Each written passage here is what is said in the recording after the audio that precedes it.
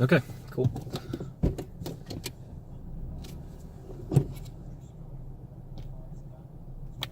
So this is the Bridgewater 10K loop. It's a really nice loop that I like to run in the fall. Since my odometer in my car uses miles, I'm going to be telling you the break points based on miles rather than kilometers.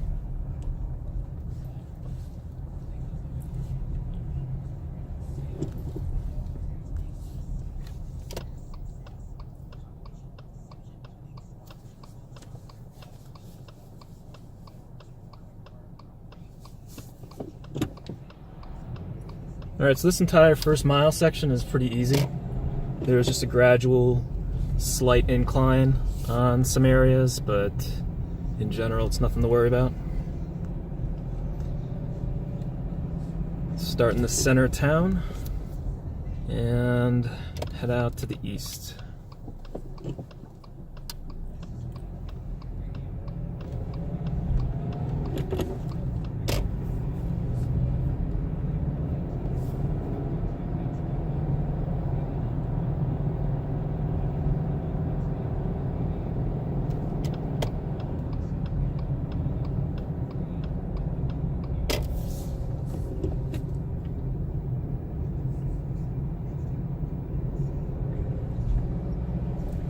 Alright, so I'm on this road for about, I believe, a little over 2 miles, probably 2.5 miles.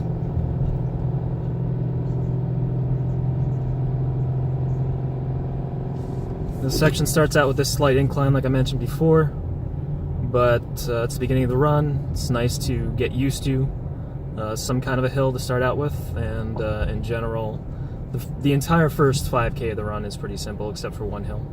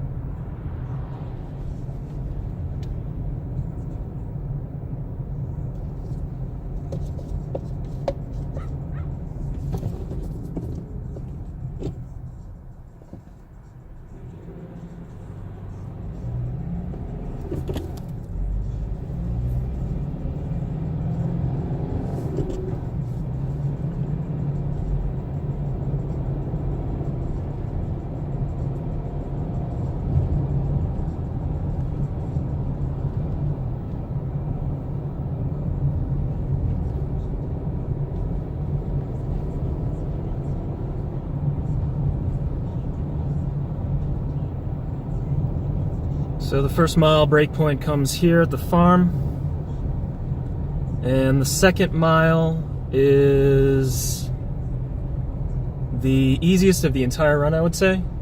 It starts out flat right here and goes into a pretty good downhill section.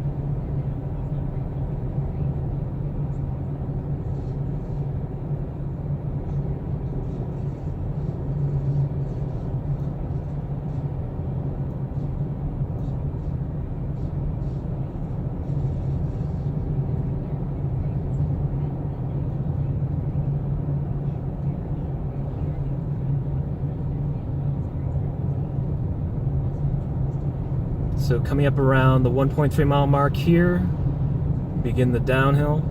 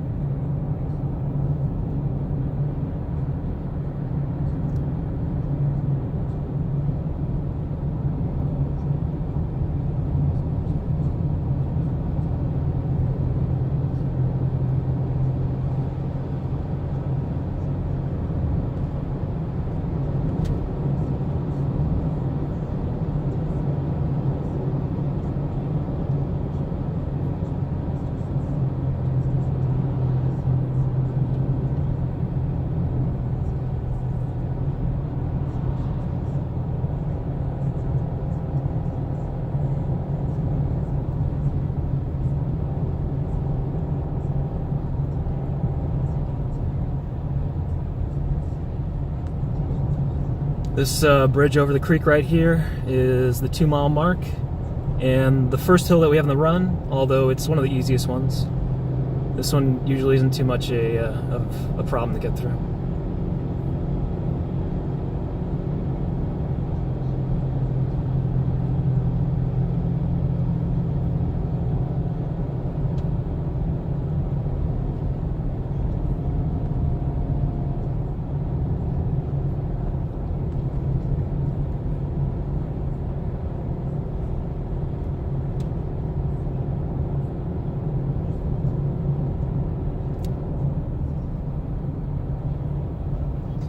Coming around the corner here, if you look off to the left, you'll see a hill in the distance. That's one of the hills that I'm going to be climbing up very shortly.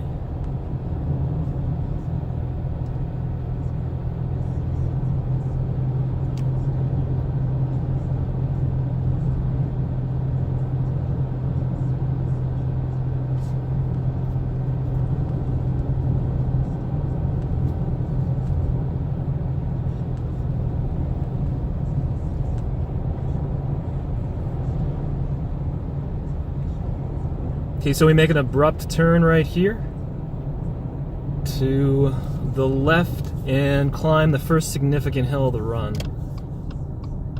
onto Town Line Road. This is the first real test. Almost exactly at the 5K mark is when you hit this. So it's pretty tough to try to get to the end of that 5K and maintain pace.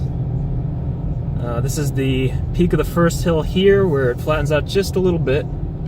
Gives you a little bit of relief, but it's still an incline.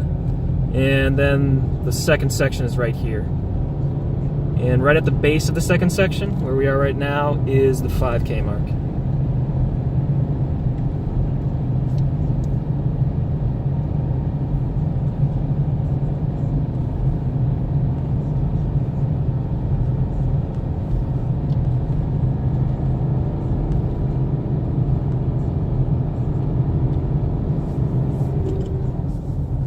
So if you do make it atop the second section without stopping at all, you are rewarded with a nice flat section to a bit of a decline before you hit a very small hill, but nothing in comparison to what you just did.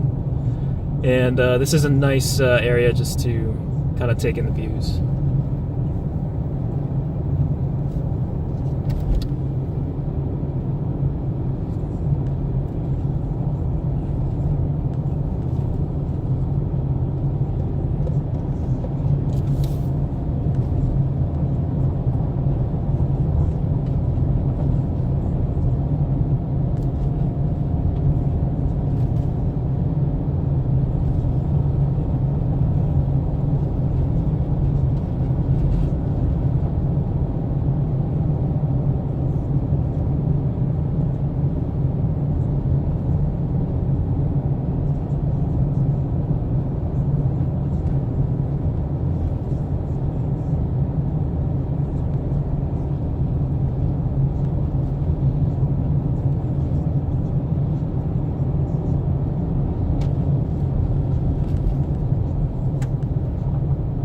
So a bit of undulating there, but not much of a change at all.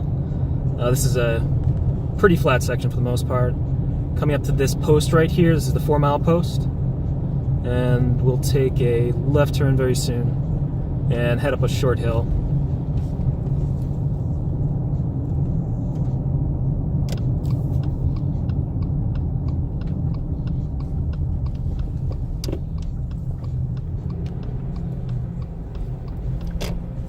Alright, so heading up this hill can be a little tricky, but it's usually not too bad.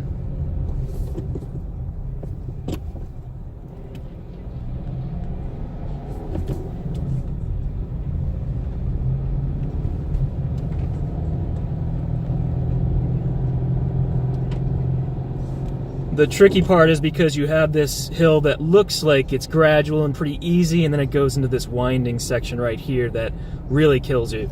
This, I think, is the toughest section of the run because of that hill coming in and then hitting this turn and then this other turn right afterwards.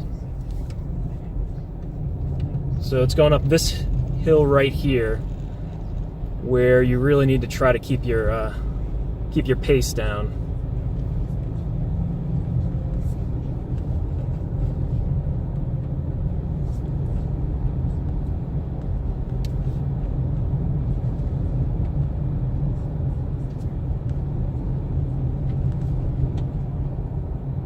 Then once you get up here, you can speed up again because you have a long section of flat and downhill.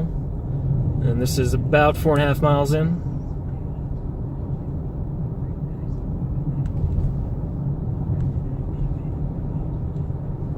You won't hit another hill until right near the end. And the final hill, you pretty much give it everything you have left, because once you get to the top of that, you have about 800 meters to the end.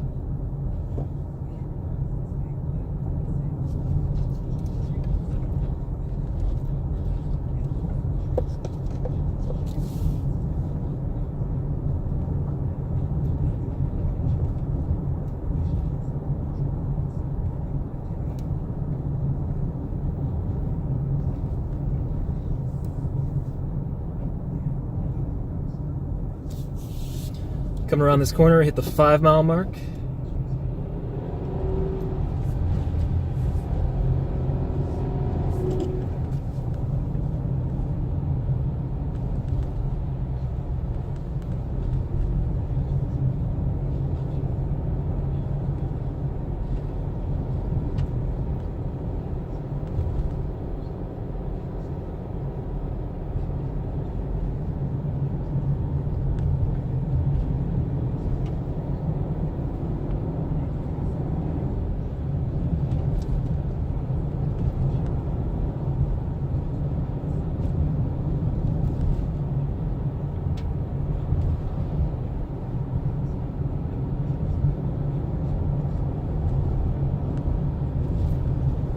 And then coming into the final stretch here, we have a short downhill to the stop sign. Once you take a left at the stop sign, you start heading up the final hill of the loop.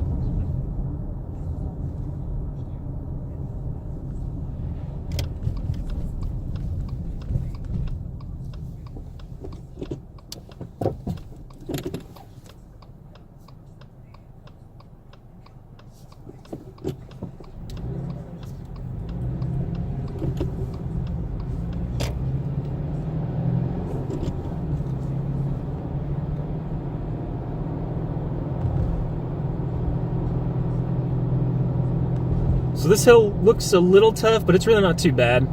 You kind of just push through it.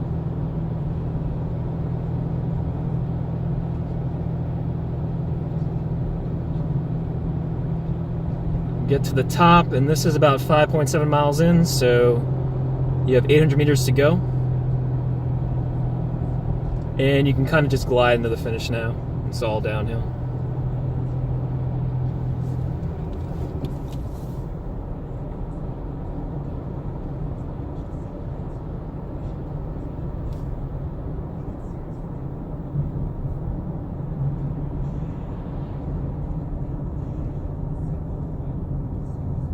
This is a 6-mile mark right here.